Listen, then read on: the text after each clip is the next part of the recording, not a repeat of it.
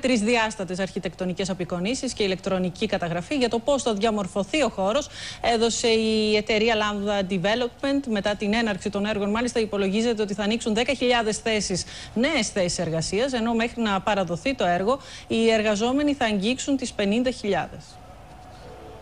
Εμβληματικά κτίρια, πρωτοποριακές υποδομές και υπηρεσίες υψηλού επίπεδου περιλαμβάνονται στα σχέδια για το μέλλον του ελληνικού. Σε μια έκταση 6 εκατομμυρίων τετραγωνικών μέτρων, κεντρικός άξονας θα είναι το Μητροπολιτικό Πάρκο 2 εκατομμυρίων τετραγωνικών, δηλαδή 15 φορές όσο ο εθνικός κήπος.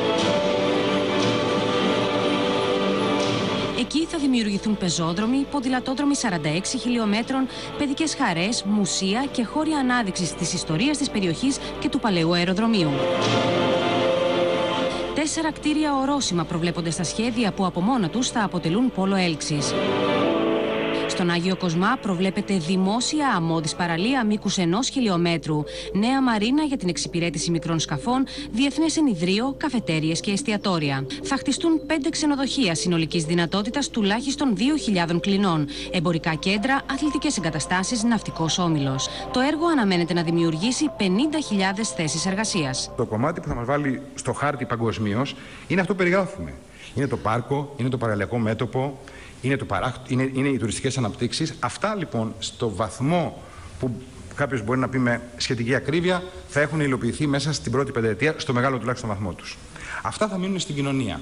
Όπως στην κοινωνία θα έχει τεράστιο αντίκτυπο οι 10 έως 50.000 θέσεις εργασίας που θα δημιουργούνται καθώς θα φτιάχνεται αυτό το έργο. 1 εκατομμύριο επιπλέον τουρίστες ετησίως αναμένεται να φέρει η ανάπτυξη του ελληνικού. Στην περιοχή σχεδιάζεται και το πρώτο resort σε ευρωπαϊκή πρωτεύουσα. Πρέπει να αναπτυχθεί το παράκτιο μέτωπο, η ανάδειξη της παραλίας και όλα αυτά που θα δείτε.